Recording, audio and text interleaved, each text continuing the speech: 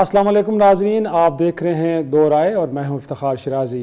नाजरीन, आज दुनिया भर में उस अजीम हस्ती का यौम विलायत मनाया जा रहा है कि ऐसी अजीम हस्ती ना उनसे पहले कोई आई और ना ता क़यामत कोई आएगी, जिन्हें रहमतुल आलमीन कहा जाता है, जिन्हें इमामुल अंबिया कहा जाता है और जो ख़त्म रसूल हैं। गोया कि वो अजीम हस्ती कि जिनके ज़रिए खुदा ने हज़रत इंसान के लिए हिदायत के अमल की तकमील की और दीन इस्लाम को बनी नौ इंसान के लिए बेहतरीन मज़हब के तौर पे पसंद किया।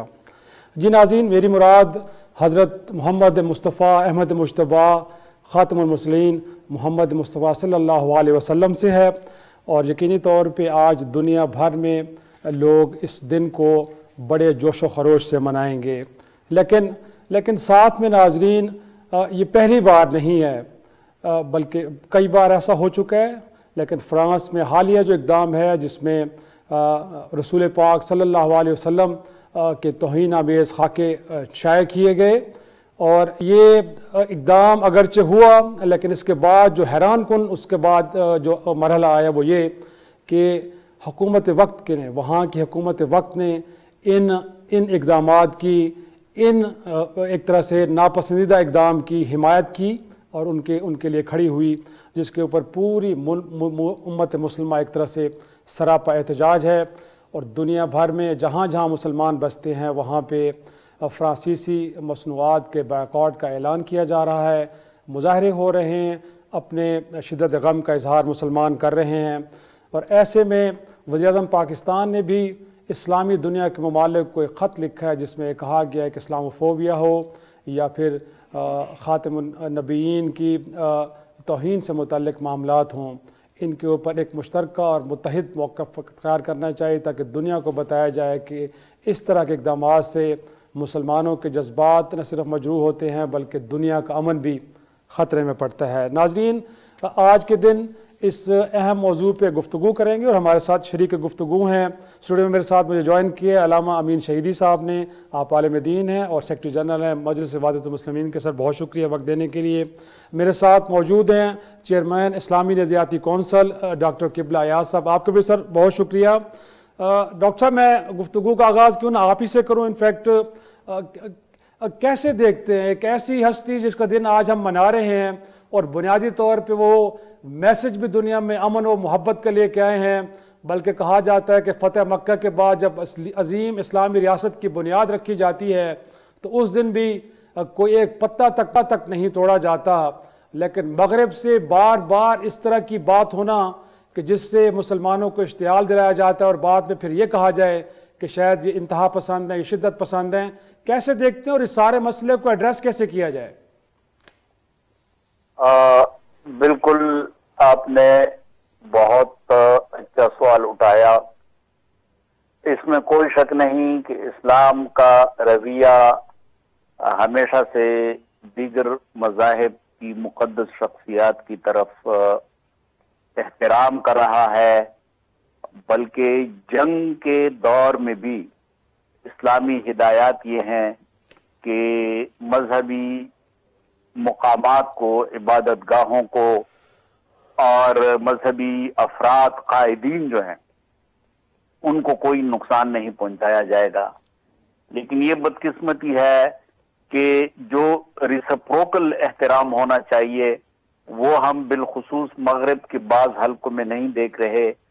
और वह आज से 1 साल पहले जो हालत बनी थी न्यूजीलैंड के अंदर कि वहाँ न्यूजीलैंड की हुकूमत और आवाम ने बहुत अच्छे हौसला अफजा और ताउन के जज्बात का इजहार किया था जब मुसलमानों की इबादत गाह मस्जिद पे हमला हुआ।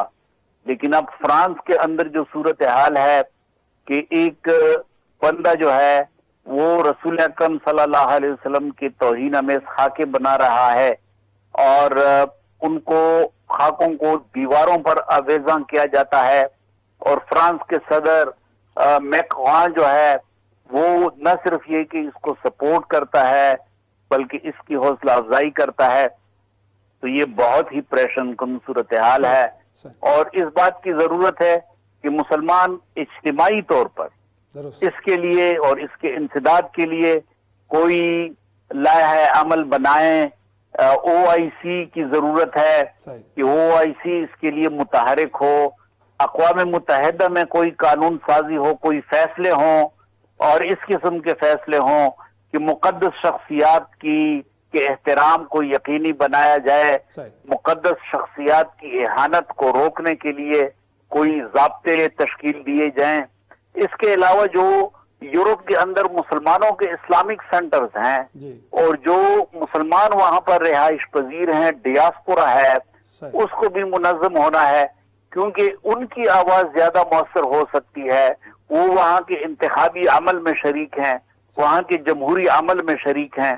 پھر اس بات کی ضرورت ہے کہ جامعہ اندر جو انٹیلیجنشیا ہے اور مدنی معاشرے کی جو تنظیمیں ہیں ان کے ساتھ روابط مستحکم کیے جائیں اور یہ کوشش کی جائے کہ اس میلان اور اس رجحان اور اس اہانت امیز رویوں کی مخالفت اندر سے شروع ہو جائے. جب اندر سے یہ مخالفت شروع ہو جائے گی تو یقیناً وہ بہت مؤثر ہو. مناسب بات کی ہے. علامہ صاحب آپ کی طرف آؤں گا. ایک تو یہ بتائیے گا کہ بنیادی طور پہ یہ جو کچھ ہو رہا ہے, اسلاموفوبیا کی جو بات بار بار ہو رہی ہے یا مسلمانوں پہ اس طرح کے شدید حملے ہو رہے ہیں جذباتی انداز میں اور ان کے عقائد کو نشانہ بنایا جا رہا ہے, اس کے پیچھے یقیناً کوئی محرکات تو ہوں گے. یہ بلا وجہ چیزیں ہرگز نہیں ہو رہی, بٹ ان کو ایڈریس کرنے کے لیے جو اس وقت مسلم امہ ایک طرح سے رسپونڈ کر رہی ہے, آپ کو لگتا ہے کہ درست طریقہ اسی طریقے سے چیزوں کو بہتر انداز میں ایڈریس کیا جا سکتا ہے؟ بسم اللہ الرحمن الرحیم. شریعت صاحب آپ کا شکریہ.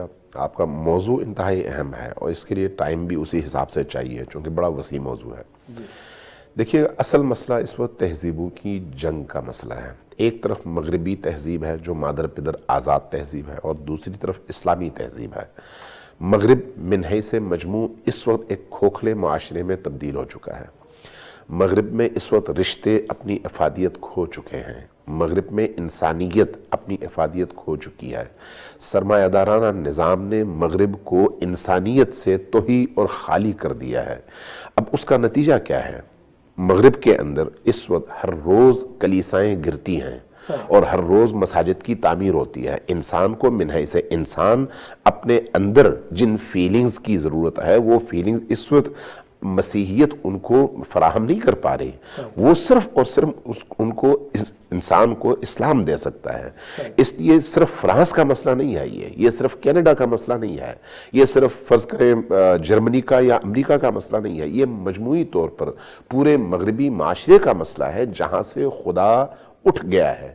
اب اس خدا کی ضرورت چونکہ انسان کی فطری ضرورت ہے اس لیے اب یہ ایک جنگ کی صورت اختیار کر چکی ہے. یہ بات جب آپ وہاں پر اسلام کے بڑھتے ہوئے اثر رسوخ کو دیکھتے ہیں اور پھر مغربی مفکرین کی ان ریسرچ پیپرز کو پڑھتے ہیں جہاں پر وہ کہتے ہیں کہ مستقبل مغرب میں اسلام کا ہے, تو پھر آپ کو سمجھ آ جاتی ہے کہ یہ جنگ کیوں جاری ہے, کیوں یہ اس جنگ کی بنیادیں رکھی گئی ہیں.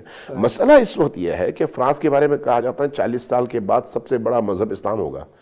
جرمنی کے بارے میں کہا جاتا ہے 35 سال کے بعد سب سے بڑا مذہب اسلام ہوگا. مذہب اسلام سے جو خوف ہے بنیادی طور پر اگر آپ کی اجازت ہو تو, کیونکہ علامہ طاہر شریف صاحب کے جو وزیر اعظم کے خصوصی نمائندے ہیں برائے مذہبی ہامانگی وہ بھی ہمارے ساتھ ہیں. مولانا طاہر شریف صاحب السلام علیکم اور بہت شکریہ وقت دینے کے لیے. سر, جو عالم اسلام کو مسئلہ درپیش ہے وہ رسول پاک کی شان کے حوالے سے ہے اور مغرب میں جس طرح کا رویہ اختیار کیا گیا ہے افراد کی جانب سے تو تھا لیکن اب اس کو حکومتیں بھی اس کی حمایت کر رہی ہیں. بڑی قابل تشویش بات ہے, لیکن آپ کو لگتا ہے کہ مسلم دنیا بہترین انداز میں رسپونڈ کر رہی ہے یا آپ کے خیال میں اس سے بڑھ کے ہمیں اس معاملے کو ایڈریس کرنے کے لیے کوئی اتحاد اور یگانگت کا مظاہرہ کرنا چاہیے؟ بسم اللہ الرحمن الرحیم. نحمدہ ونصلی ونسلم علی رسولہ الکریم. دیکھیے, گزارش یہ ہے کہ مسلم دنیا میں اگر آپ دیکھیں تو پاکستان الحمدللہ اس معاملے میں بھرپور انداز سے اپنی آواز کو بلند کر رہا ہے. ہمارے وزیر اعظم صاحب نے آج خط بھی لکھا ہے تمام مسلم سربراہوں کو کہ وہ اس معاملے میں بیدار ہیں اور ایک باہمی یکجہتی سے ایک مشترکہ موقف اپنایا جائے تاکہ عالمی سطح پر توہین رسالت جو ہے, توہین ناموس مصطفیٰ صلی اللہ علیہ وسلم, توہین انبیاء جو ہے اور آسمانی کتب اور عقائد جو ہے جو ایک موقف ہے اسلامی تعاون تنظیم کا بھی، اس پر قانون سازی کریں تاکہ یہ عالمی جرم قرار دیا جائے۔ ہر 2-3 ماہ کے بعد جب اسلام اصل مسئلہ کیا ہے وہ سمجھنے کی ضرورت ہے۔ اصل مسئلہ یہ ہے کہ اسلام اتنی تیزی سے پھیل رہا ہے کہ اس کو یہ روک نہیں پا رہے۔ یہ تمام تر حربے استعمال کر کے اسلام کے پیغام حقانیت کو روک نہیں پا رہے۔ جو بھی اسلامی تعلیمات کو پڑھتا ہے، رسول اللہ صلی اللہ علیہ وسلم کی سیرت طیبہ کو دیکھتا ہے، سیرت طیبہ میں جب وہ مطالعہ کرتا ہے تو وہ اسلام کی نعمت سے مالا مال ہو جاتا ہے۔ یورپ جو ہے، امریکہ جو ہے، برطانیہ جو ہے، اس کے متشددین جو ہیں وہ اب اس سے خوفزدہ ہیں کہ اگلے چند سالوں بعد تو ان کی آبادی جو ہے وہ تو اس میں مسلمانوں کا اضافہ ہو جائے گا۔ تو ان کو بجائے اس کے کہ وہ یہ راستہ اختیار کریں، ان کو خود اسلام کا مطالعہ کرنا چاہیے، کیونکہ رسول اکرم صلی اللہ علیہ وسلم وہ تو رحمت للعالمین ہے، وہ خالی رحمت للمسلمین نہیں ہے۔ تو اصل ان کا جو پرابلم ہے وہ یہ ہے، ان کو سمجھ نہیں آ رہی کہ اس اسلام کی جو محبت اور اسلام کی جو حقانیت بڑھتی چلی جا رہی ہے، اس کو روکنا کیسے ہے۔ تو اس لیے ضرورت اس امر کی ہے کہ ہم اس معاملے پر پوری امت مسلمہ جو ہے وہ ایک اجتماعی موقف اپنائے۔ بدقسمتی سے اس وقت 57 اسلامی ممالک ہیں، لیکن آپ یہ دیکھیں کہ صرف چند ملکوں سے آواز بلند ہو رہی ہے، باقیوں کی طرف سے خاموشی ہے۔ اس خاموشی کے خاتمے کے لیے ہمیں کردار ادا کرنا ہے اور امت کو ایک جگہ جمع کرنا ہے اور متحد کرنا ہے، اور الحمدللہ پاکستان اس میں ہماری جو قیادت ہے اس وقت، وہ آپ اگر دیکھیں تو اقوام متحدہ میں بھی عمران خان صاحب نے یقیناً مولانا صاحب، اس میں کوئی شک نہیں ہے کہ پاکستان کی قیادت بڑے اچھے انداز میں اس معاملے کو ایڈریس کر رہی ہے، لیکن اگر ہم یورپ کی بات کریں اور عیسائیت کی بات کریں تو وہاں کا جو مرکز کہلایا جاتا ہے ویٹیکن، بڑے شد و مت کے ساتھ وہ سارے معاملات پہ گفتگو کرتا ہے۔ اور اگر مسلمانوں کی بات کی جائے تو سر مسجد حرام ایک طرح سے ہم کہہ سکتے ہیں کہ مرکز ہے مکہ ہمارا۔ تو آپ کو لگتا ہے کہ خاتم حرمین شریفین بھی بہتر انداز میں رسپونڈ کرے سارے معاملے کے اوپر، یا آپ کو لگتا ہے کہ اس سے آگے بڑھ کے کوئی گفتگو ہونی چاہیے تھی، کچھ وہاں سے ایک تگڑا بیان آنا چاہیے تھا؟ دیکھیے، کل جو آیا ہے بیان سعودی عرب کی طرف سے وہ بڑا، اور آج بھی ان کی طرف سے وہ بڑا واضح ہے اور اس میں کوئی لچک نہیں ہے۔ دونوں چیزوں کو انہوں نے ایڈریس کیا ہے۔ اسلامی تعاون تنظیم نے بھی اس پر بات کی ہے۔ اب ضرورت اس بات کی ہے کہ اس بات کے ساتھ ساتھ عملی طور پر اقدامات اٹھائے جائیں، جس کی طرف آج وزیر اعظم پاکستان نے اپنے خط کے ذریعے توجہ دلائی ہے۔ تمام جو ہمارے اسلامی ممالک کے سربراہان ہیں ان کی، اور انشاءاللہ تعالی ہمارا کام تو محنت کرنا ہے، نتیجہ اللہ کے ہاتھ میں ہے۔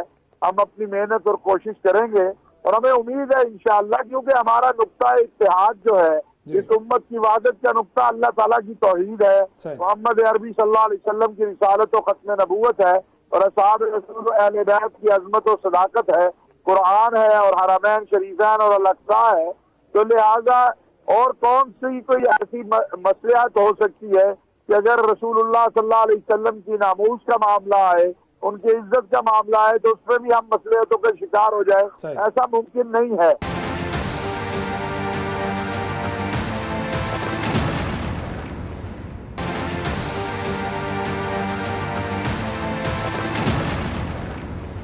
امین شہیدی صاحب، انفیکٹ وہی بات کہ اب ذکر ہو رہا ہے بار بار یہ کہ وہاں سے سفیروں کو واپس بلا لیا جائے، مصنوعات کا بائیکاٹ کیا جائے، لیکن جیسے قبلہ ایاز صاحب فرما رہے تھے کہ انگیج کیا جائے تاکہ اندر سے وہاں سے گویا کہ ان چیزوں کے خلاف ایک آواز اٹھنی چاہیے۔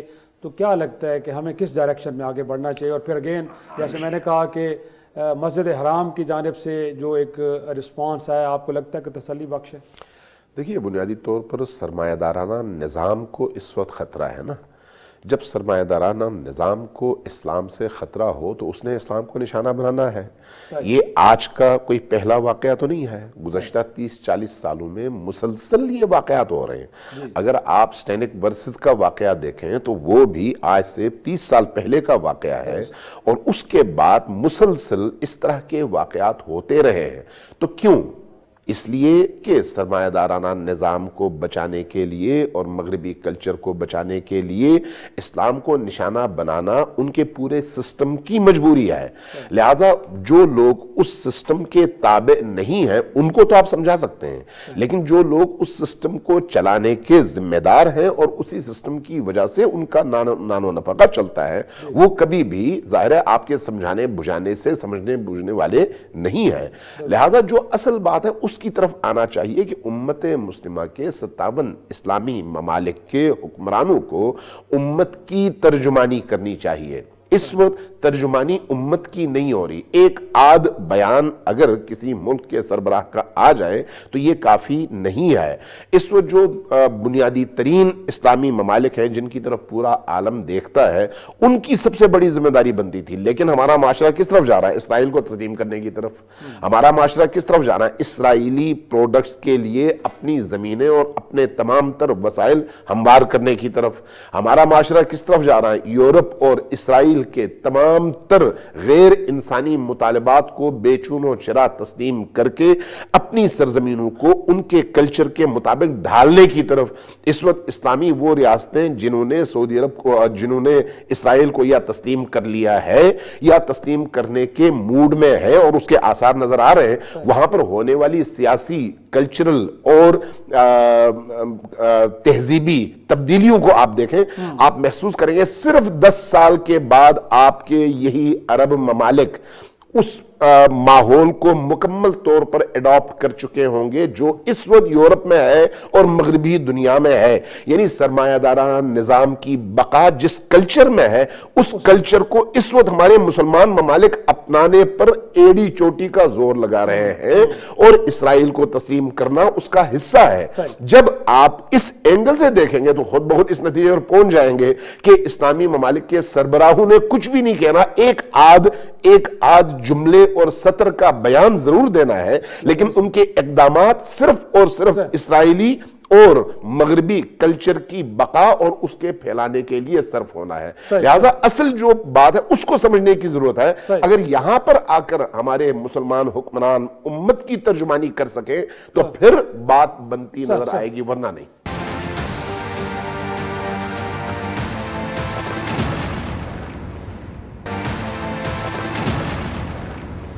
قبلہ یاز صاحب، انفیکٹ یہ بڑا ایک اہم نقطہ علامہ امین شہیدی صاحب نے اٹھایا ہے کہ ایک طرف مسلمان ممالک اسرائیل کو تسلیم بھی کر رہے ہیں، ان کے ساتھ سفارتی تعلقات کو بھی بڑھا رہے ہیں، بٹ جو مغرب کی جانب سے رویہ اختیار کیا جاتا ہے وہ بالکل ہی ایک طرح سے قطعاً مختلف ہے ایک طرح سے.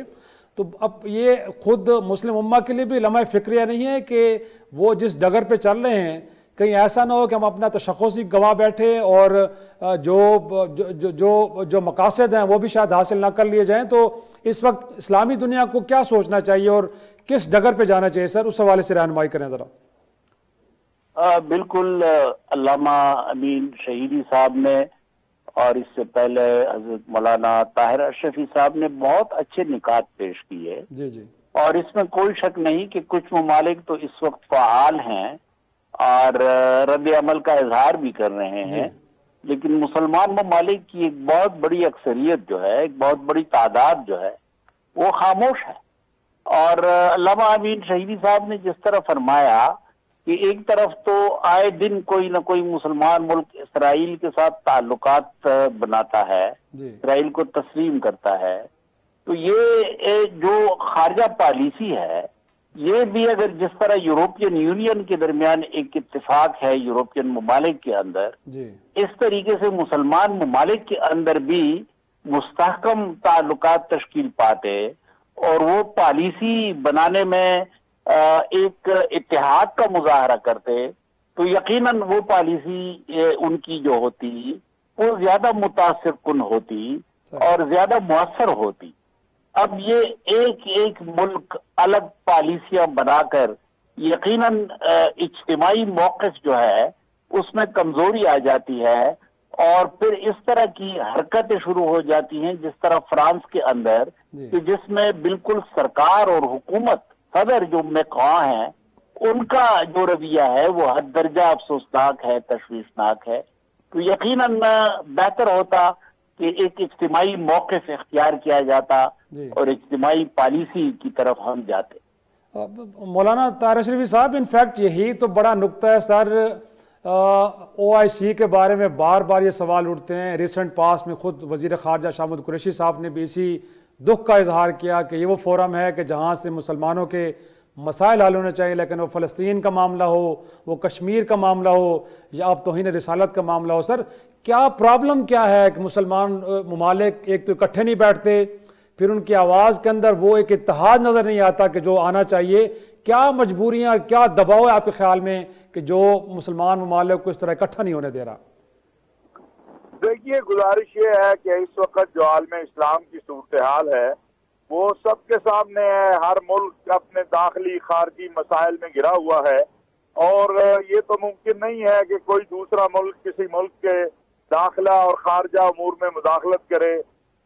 جو داخلی انتشار ہے اور پھر اس کے بعد جو مسلح گروہ اسلام کے نام پر مسلم دنیا کے اندر جس طرح تباہی پھیلا رہے ہیں، اور عرب اسلامی دنیا میں آپ دیکھیں جس طرح شام میں، عراق میں، یمن میں، لیبیا میں جو صورتحال پیدا ہوئی ہے، تو ہر ملک اپنے مسائل کے شکار ہے. لیکن ان مسائل سے نکلنے کے لیے ضروری ہے کہ سر جوڑ کر بیٹھا جائے، اور ان مسائل کے حل کے لیے وحدت اور اتحاد کی جو ہے وہ دعوت اور اس کے اوپر جو ہے محنت جدوجہد کرنے کی ضرورت ہے.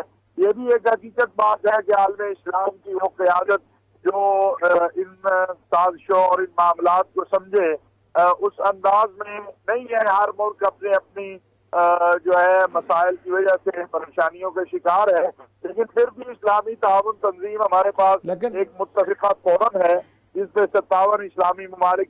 مولانا صاحب، کم از کم 1.5 ارب مسلمانوں کی جذباتی تسکین کے لیے ایک نمائشی طور پہ ہی صحیح، لیکن OIC کا کوئی ہنگامی اجلاس تو بلا لیا جاتا.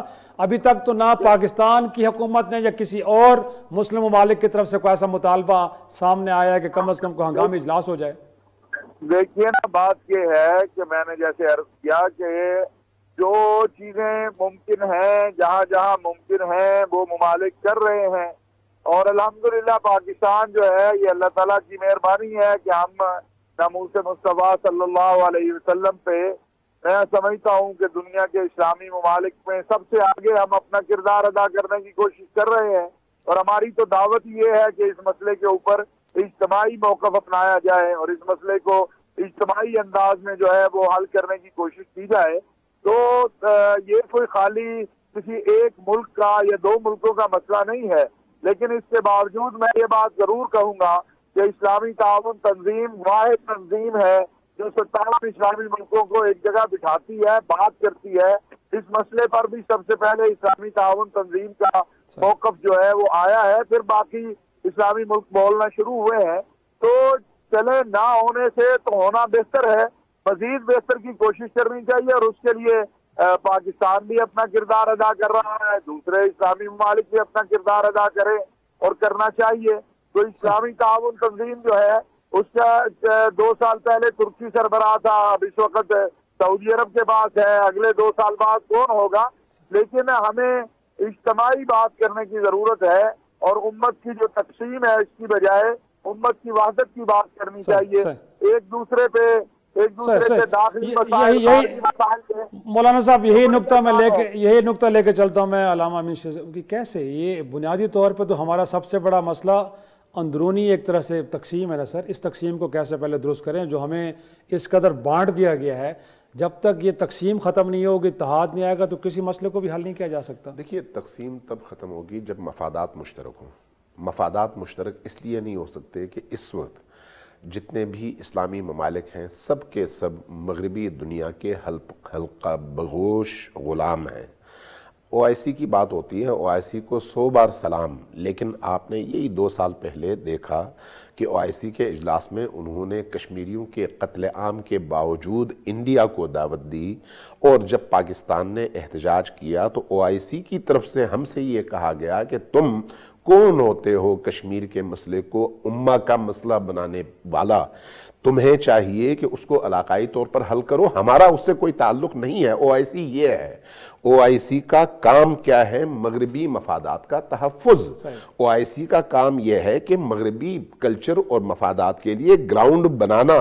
जब तक ये चीज़ तब्दील नहीं होती उस वक्त तक आप ये तवक्को क्यों रखते हैं कि OIC के ज़रिए से आप कोई ऐसी तब्दीली लाएंगे? OIC ने एक बयान दिया है ना, अगर OIC आज ऐलान करने की जुर्रत कर सके कि मगरबी दुनिया के उन तमाम ममालिक की मसनूआत का इस्लामी ममालिक बाइकाट करेंगे जिन्होंने हमारे रसूल आज़म की तौहीन की है, तो मुझे ये बताएं कि वही मगरिब अपना सर झुकाकर आपके कदमों पे गिरने के लिए तैयार नहीं है। चूंकि मगरिब का मसला आइडियालॉजी नहीं है, उनका मसला पैसा है, उनका मसला मईशत है, उनका मसला अपने ताकत को, जिसको आप मईशत कहते हैं, उसको बचाना है। वो मईशत के लिए हर काम करते हैं, असलाह बेचते हैं अपनी मईशत की मजबूती के लिए।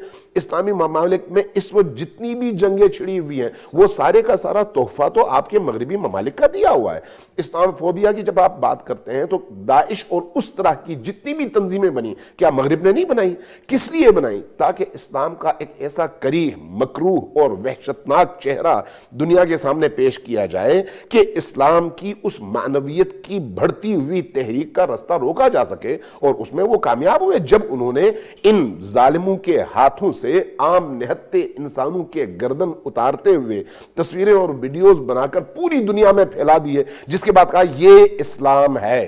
तो इस्लाम फोबिया का जो बुनियादी मकसद है वो यही है कि मगरबी कल्चर की हिफाजत हो, मगरबी मईशत की हिफाजत हो, मगरिब को पूरी दुनिया पर मुसल्लत रहने का मौका मिले। और उसके मुकाबले में अगर इस्लामी ममालिक में कहीं पर कोई एक आवाज भी उठे तो उसके सर पर बूट रखकर उसको बजोरे ताकत झुका दिया जाए। इस वक्त पूरी दुनिया में यही कुछ हो रहा है, यमन में यही कुछ हो रहा है, इराक में यही कुछ हो रहा है, सीरिया में यही कुछ हो रहा है, कश्मीर में यही कुछ हो रहा है। इसलिए OIC का जो किरदार है वो निल बटा निल है। उसने कभी भी उम्मत मुस्लिमा की तर्जुमानी नहीं की, कश्मीरियों की तर्जुमानी उसने नहीं की, यमनियों की तर्जुमानी उसने नहीं की, सीरियंस की तर्जुमानी उसने नहीं की, इराकी अवाम की तर्जुमानी उसने नहीं की। उसने जो ग्राउंड बनाया वो उम्मत मुस्लिमा की ज़बून हाली के लिए था और मगरिब के गलबे के लिए था। इस सूरत हाल को जब तक तब्दील नहीं किया जाता उस वक्त तक आप ये तवक्को रख ही नहीं सकते कि उसके नतीजे में आलम इस्लाम में कोई तब्दीली आएगी। इस वक्त भी OIC के वो तमाम सरबराहान क्या मगरिब की तर्जुमानी कर रहे हैं या अपने अवाम की?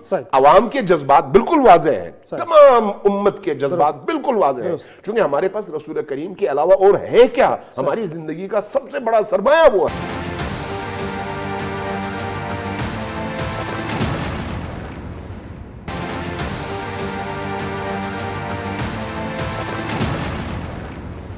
क़िबला या साहब, इनफैक्ट एक तो जैसे अलामत साहब फरमा रहे हैं कि कहने को ये मुसलमानों के फोरम है बट ये मगरिब के मफादात के लिए इस्तेमाल हो रहे हैं, लेकिन साथ में सर हम देखें अगवान जिहाद अफगानिस्तान हो या दीगर इस तरह की जगह हों जहाँ पे हम मगरिब के लिए टूल के तौर पे अपना किरदार अदा किया, फिर इस्लाम का जो शिद्दत पसंदी का जो चेहरा है कि जो कि नहीं है इस्लाम का चेहरा, ये भी शायद इंट्रोड्यूस करवाने में हमारा भी तो कसूर है, हमें भी अपने गिरबानों में झांकना चाहिए।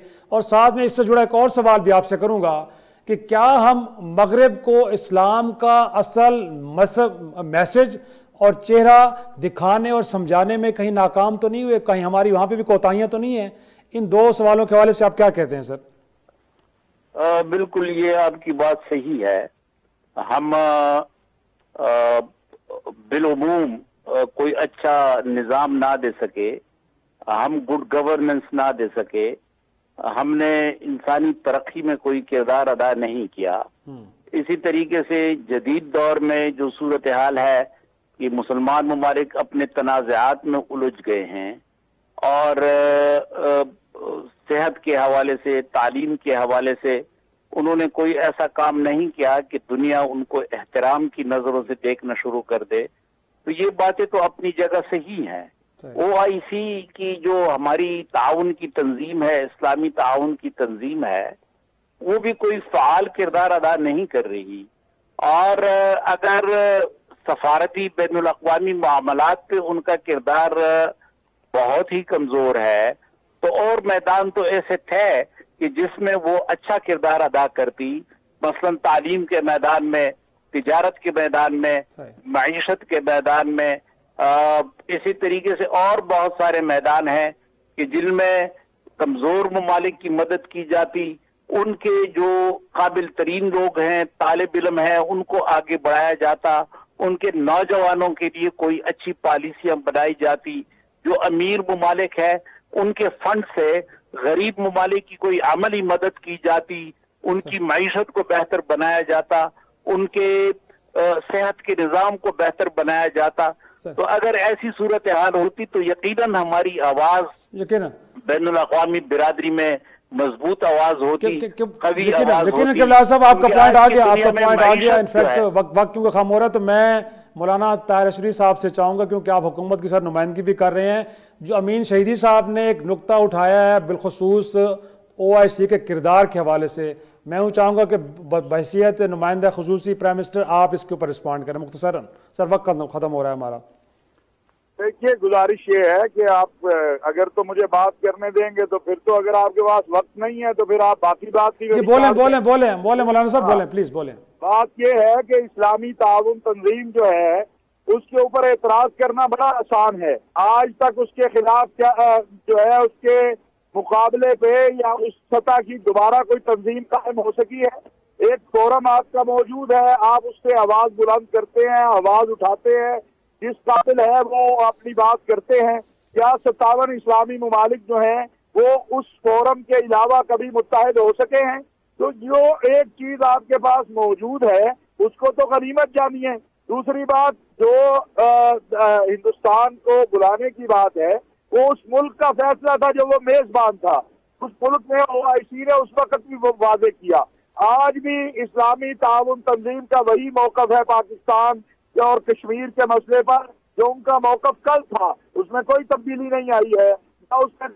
जब भी हम जो चीज डिमांड करते हैं वो हमारे साथ एक मुल्क का नाम OIC नहीं है, या मुल्कों का नाम OIC नहीं है, OIC 57 इस्लामी मुल्कों का नाम है। आप खुद तो कुछ करें नहीं और एतराज उठा दे कि जनाब हमारे लिए फलां ने क्यों नहीं कुछ किया, फलां ने क्यों नहीं कुछ किया। भाई जो चीज मौजूद है उसको बेहतर करने की कोशिश करें। उसके मुकाबले में आज तक आप 1977 से या 1974 से आज तक आप कोई दूसरा फोरम नहीं बना सके।